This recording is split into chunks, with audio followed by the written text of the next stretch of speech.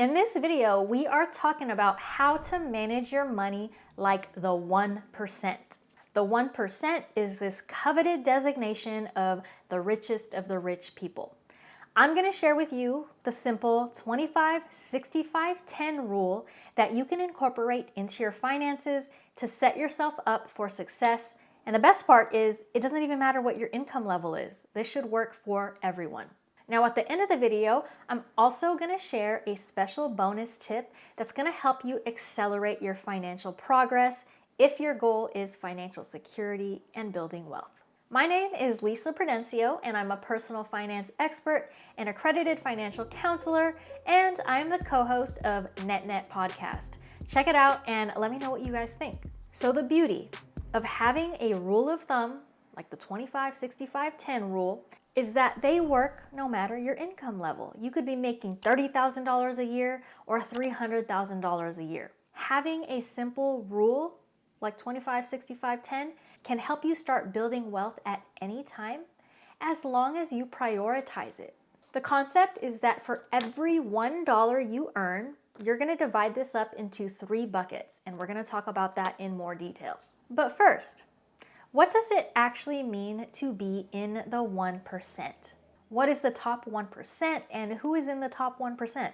So to be honest, it depends on who you ask and what metrics are used and what data is used. But here are some context to help paint that picture.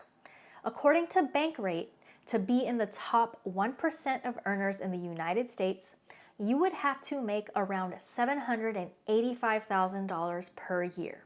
This would be the top 1% of people if you're basing it on income level, if you're basing it on annual income.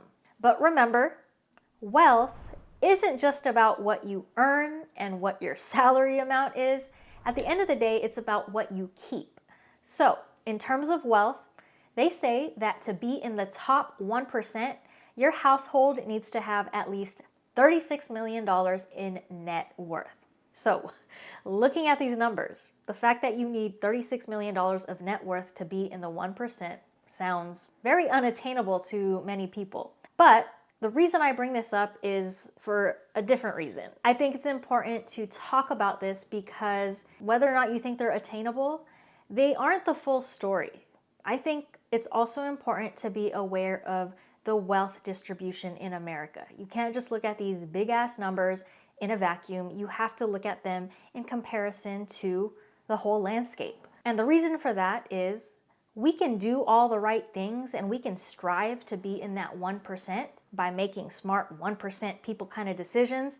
But the way things stand, if the 1% are building their wealth in exponential fashion, we're never going to catch up. Here's some more context.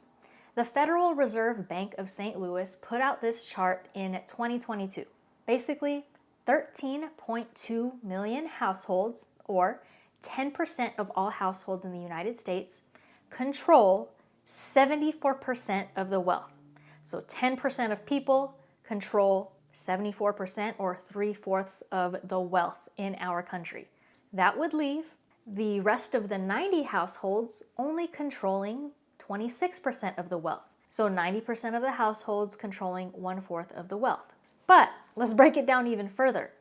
52.5 households, or 40% of all households in the US, control 24% of the wealth, which would leave 65.6 million households, or 50% of all households, controlling a mere 2% of the wealth.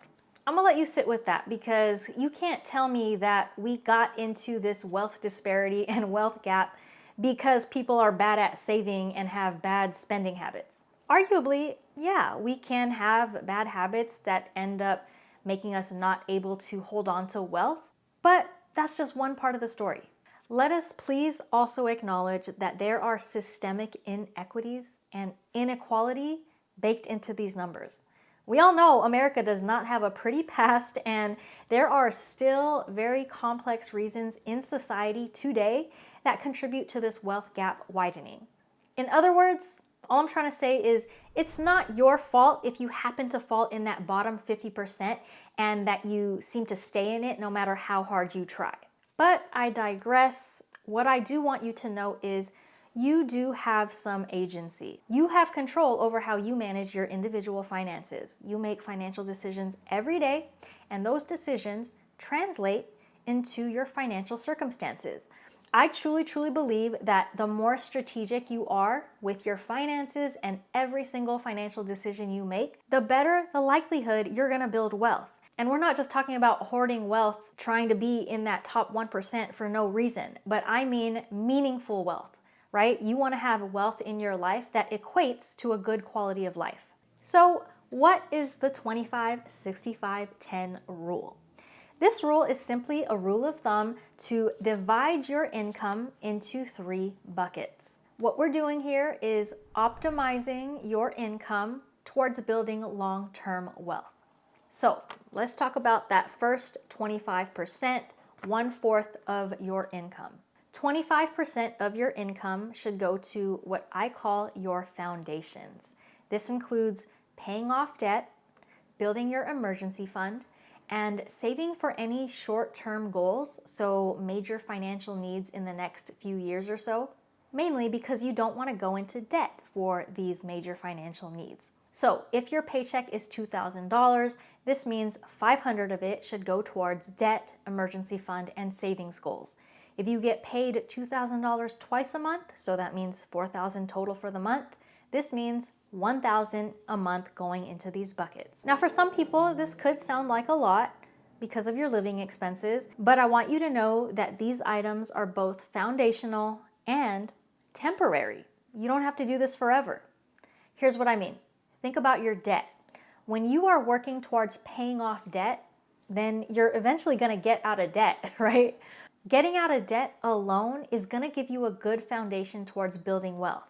Once you're out of debt, not only are you not paying interest on past expenses and past purchases, but that payment you were making towards debt becomes freed up. You're going to be able to direct that towards other things. For your emergency fund, when you build up your emergency fund, you have a goal number. And once you hit that goal number, you will now have a cushion that's going to protect you when life's emergencies happen. If something happens like unexpected medical expenses or family-related things or a loss of income, it's not going to derail your financial progress because you're going to have some money to hold you over until you get things back on track. So similar to paying off debt, you fill up this emergency fund bucket and then you're done.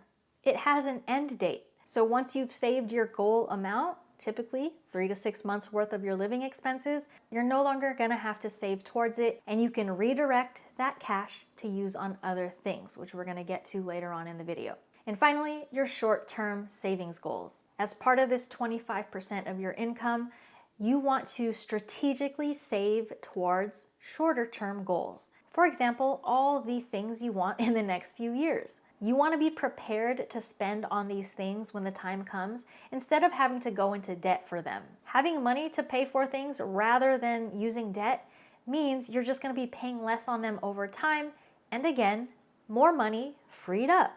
So short-term savings goals can be anything. Do you have any vacations and travel coming up? Are you planning to buy a new car? Are you planning to relocate and move somewhere else and need money to make the move? It's very personal to you and what your individual goals are. So in all 3 of these instances, there is a world where at some point in time, you are going to be able to reassign the money after you have paid off all your debt, after you have built up your emergency fund, and after you have saved money for all of your various short-term goals. So ultimately, this 25-65-10 rule doesn't stay that forever. What we want here is to make sure that you are spending 25% of your income towards these foundational things if your goal is to build wealth. So what if you can't allocate 25%? I would say that the toughest part about this rule of thumb, or any rule of thumb, is making it realistic based on your situation. So I just want to remind you that this is a guideline.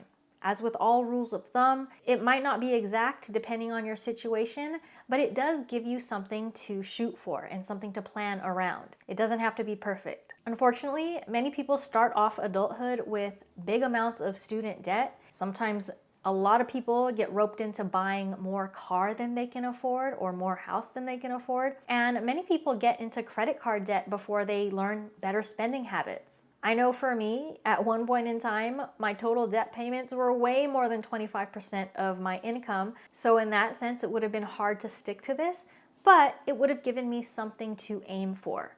Now on the flip side, some people probably feel like they can't put aside 25% for these foundational things because current living expenses cost a lot. But we're going to talk about that in a second when we get to the 65% bucket. I just want you to know all of these situations are normal, and it's okay if you can't do 25, 65, 10 right off the bat. You got to find the balance that works for you, but I want you to know where your money should be going if you want to build wealth and work towards financial security. All right, moving on to the next 65%.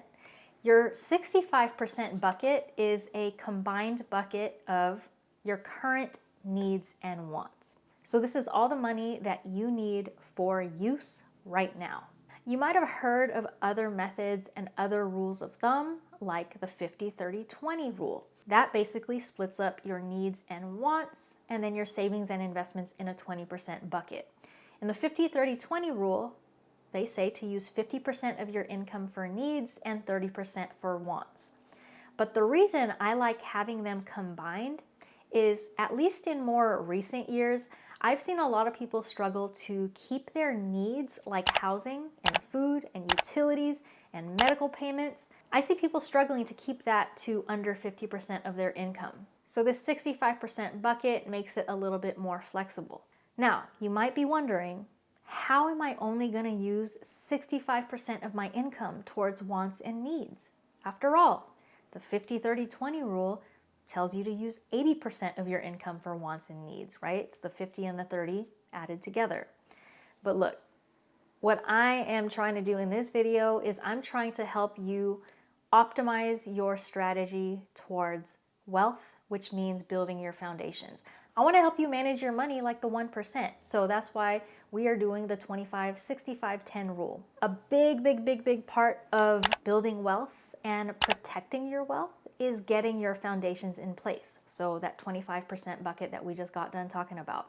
Your foundations got to be in your priorities. That means paying off debt, specifically your high interest debt, and getting that emergency fund in place, and being proactive about big ticket savings goals. Because once you have those down and that 25% of your income has already filled up those buckets, like we said earlier, that freed up money that you were using towards those buckets can now be reallocated to these other buckets, the 65 and the 10 bucket.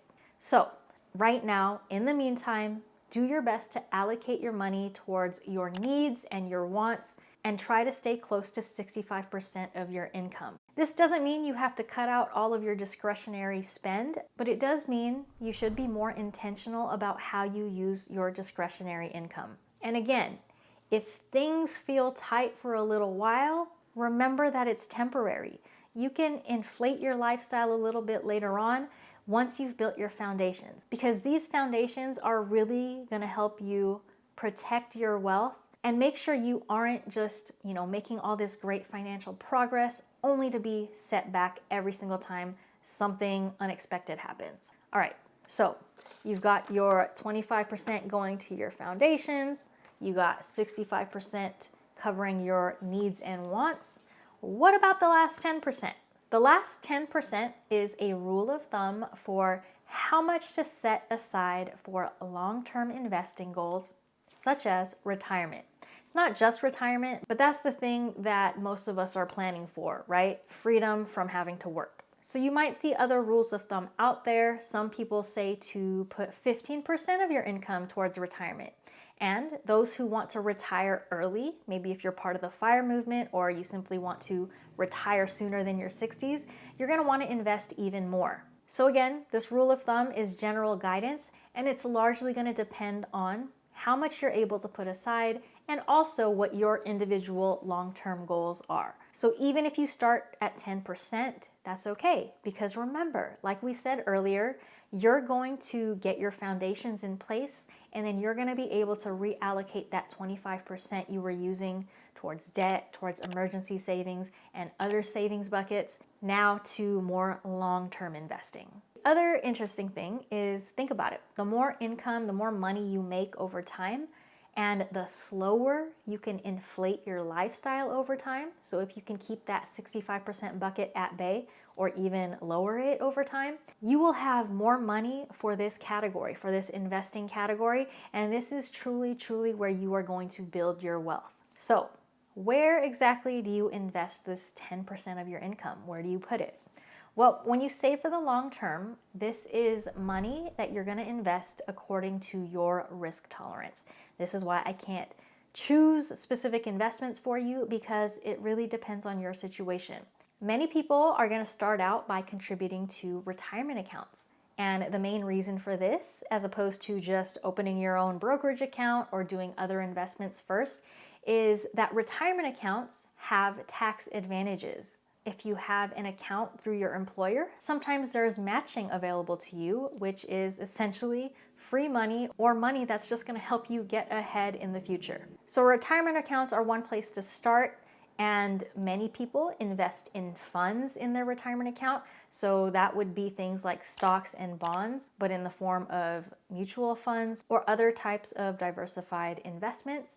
But I do want to point out that the more you build wealth, the more you will be able to explore other investments as well. You can use this bucket to diversify all the things you're invested in, right? You can invest in business, you can invest in real estate, you can invest in other alternative investments. There are a lot of things to choose from. You want to keep getting those foundations in place and keep learning more and more about building wealth, because the opportunities truly are endless the second you start using your money towards things like investing for the long term, as opposed to just consuming and buying things every opportunity you have.